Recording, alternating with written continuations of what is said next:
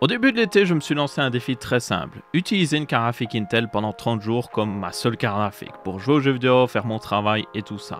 Et du coup, nous sommes à plus de 40 jours d'utilisation. Là, on n'est plus du tout l'été aussi, c'est pas très grave. Et j'ai tous mes retours. Les points positifs, les points négatifs, les choses très bien, les choses vraiment pas très bien. On en parle. Donc déjà, pour ceux qui ne savent pas, Intel fait maintenant des cartes graphiques dédiées. Donc vous pouvez mettre dans un slot PC Express et utiliser.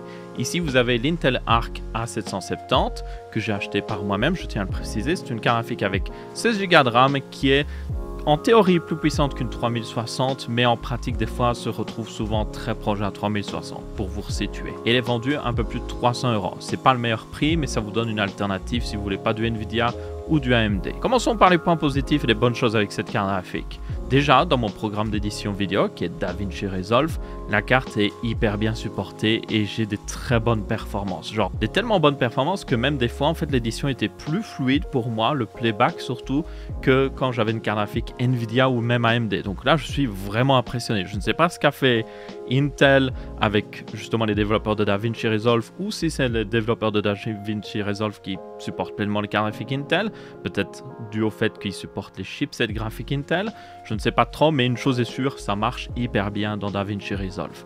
Donc ça, c'était un gros point positif pour moi. Après, je tiens à le préciser, je ne fais pas beaucoup d'effets hyper avancés. Donc pour ceux qui utilisent notamment les effets très avancés de DaVinci Resolve, je ne sais pas si là, ça marchera tout aussi bien. Autre point positif, dans mon jeu de prédilection, celui que je joue tout le temps, qui est Minecraft, la carte graphique fonctionne hyper bien. Que ce soit avec les shaders, sans shaders, en Minecraft modé, Minecraft Vanilla, je n'ai eu aucun problème. La carte graphique était parfaitement supportée. Certains shaders des fois avaient des petits bugs, mais j'ai trouvé vite fait des shaders qui fonctionnaient. Donc vraiment globalement, une très bonne expérience pour moi, encore une fois ici. Et troisième point positif, c'est que ça reste une carte graphique assez puissante. Que ce soit dans les jeux vidéo que j'ai testés, mais aussi dans DaVinci Resolve, quand vous savez utiliser sa puissance, c'est une très bonne carte graphique et c'est prometteur pour le futur. Mais c'est si vous pouvez utiliser sa puissance. Et ça nous amène au point négatif. Un premier petit problème que j'ai eu très rapidement, c'est que dans OBS, la carte graphique, quand je l'ai installée la première fois, elle était mal supportée. J'ai dû vraiment faire un full reboot et tout ça pour qu'OBS puisse pleinement la détecter et m'assurer qu'elle soit sélectionnée dans les paramètres. Donc ça, c'était un petit peu bizarre. Ça vous montre que des fois, vous allez avoir des petits soucis que vous allez devoir régler. Mais là, ça n'a pas duré. Après, ça fonctionnait sans aucun problème. Le deuxième gros problème que j'ai eu, c'est au niveau des écrans. Alors, quand j'avais un écran tout simple, externe, branché à la carte, ça allait. Mais quand je suis revenu ici, que j'ai remis le PC à la place de mon setup actuel avec l'Intel Arc et que je l'ai branché à mes gros écrans habituels, c'est là que j'ai eu des assez gros problèmes. Le plus gros problème, c'était le fait que dès que je dépassais les 60 Hz, donc si je réglais mon écran à même 90 Hz, 120 Hz, eh bien la plage de couleurs n'était pas supportée pleinement et du coup, je n'avais plus les couleurs noires. J'avais du gris très foncé. Sauf que j'ai un écran OLED. Donc sur un écran OLED, si vous n'avez pas du vrai noir, eh bien les pixels ne sont pas éteints et vous ne profitez pas de l'OLED en fait. Donc ça me donnait des couleurs très, comment dire, ça manquait de contraste et je ne profitais pas du tout des avantages de l'OLED. Ce qui est assez problématique. Le deuxième écran aussi, qui n'est pas OLED, avait le même problème, sauf que là évidemment, comme c'était pas de l'OLED, je le voyais moins, mais la plage de couleurs n'était quand même pas correcte dès que je dépassais 60 Hz. Et ce, même en réglant la résolution en 1440p. Donc, j'ai vraiment pas trop compris ce qui se passait ici. J'utilisais les DisplayPort parce que j'avais pas trop le choix. J'ai testé un petit peu en HDMI et ça semblait régler le problème. Sauf que il n'y a qu'un seul HDMI sur la carte. Donc, quoi qu'il arrive, je ne pouvais pas totalement fixer le problème pour les deux écrans parce que j'étais limité à un seul HDMI.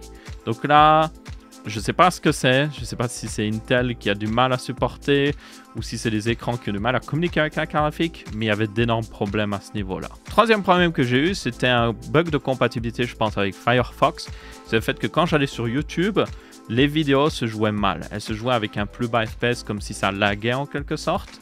Et même l'interface de Firefox ralentissait. Je pense que c'était dû à l'accélération GPU qui était mal utilisée sur la carte et ça arrivait seulement avec Firefox. Si j'allais sur Chrome, là j'avais plus le problème.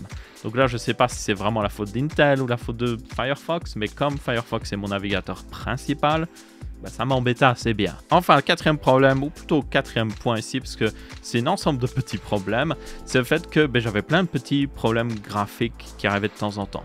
Rien de gênant, je pouvais toujours travailler, ça ne m'empêchait pas d'utiliser le PC, mais de temps en temps, une fois tous les 2-3 jours, je pouvais avoir un petit bug qui arrivait, genre la barre des tâches qui n'était pas affichée correctement, ce genre de choses.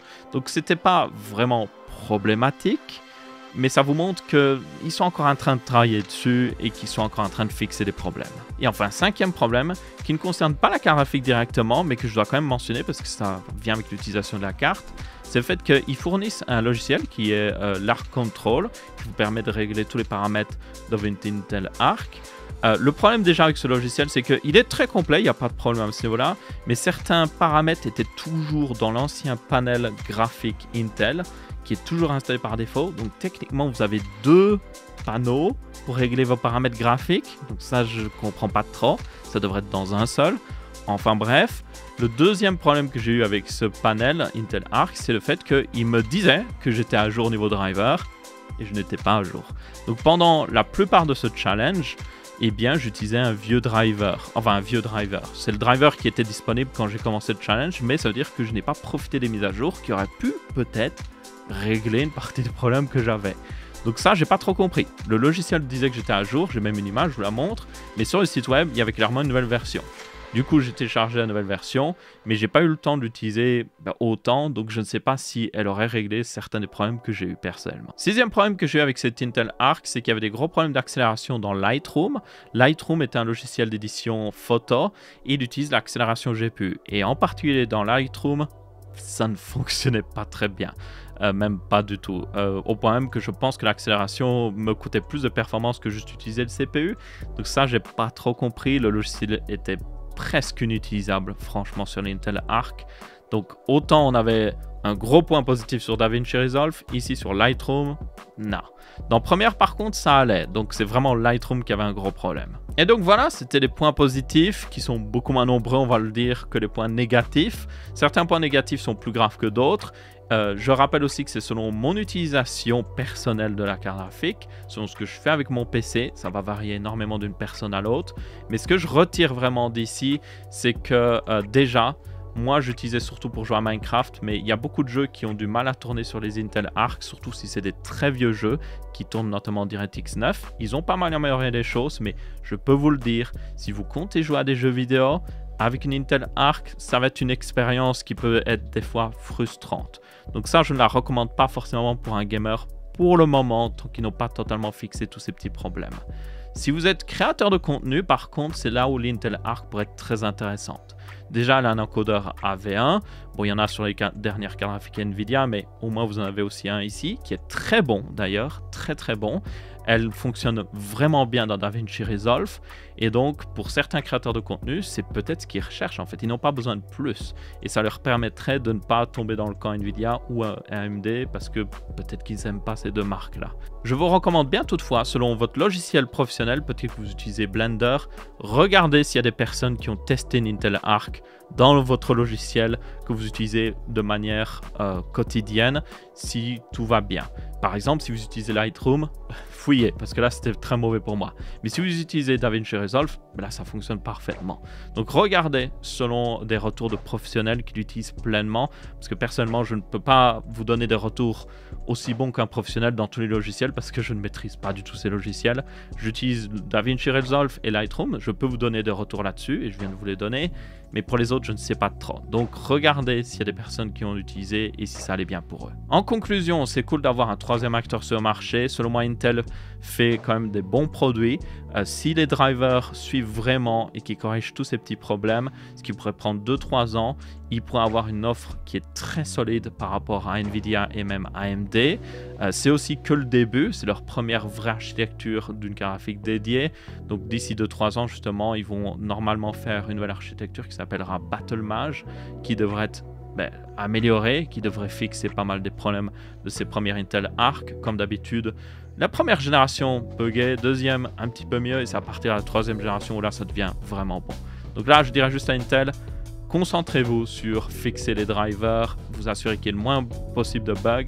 Le hardware est bon, il faut juste que le logiciel suive derrière. Et là, vous aurez un bon produit. Et du coup, pour ceux qui seraient intéressés, ben, je vous le dis, ça vient avec beaucoup de petites astérix que vous devrez tenir compte. C'est pas forcément la meilleure dans tous les cas, mais c'est une bonne carte graphique pour ceux qui sont prêts à un petit peu bidouiller et qui sont prêts à expérimenter avec justement une nouvelle marque qui se lance sur le sujet. Et donc voilà, c'est à peu près tout pour cette vidéo aussi. Je revisiterai cet Intel Arc dans le futur, peut-être dans un an, quand justement Intel aura avancé sur leur driver pour voir s'il y a des améliorations. Peut-être que je la mettrai dans ma config personnelle pendant une trentaine de jours à nouveau. En attendant, si vous avez bien aimé, vous pouvez laisser un pouce bleu. Si vous n'avez pas aimé, vous pouvez laisser un pouce rouge. Et si vous avez des sentiments plus complexes, vous pouvez laisser un commentaire. Ciao, ciao!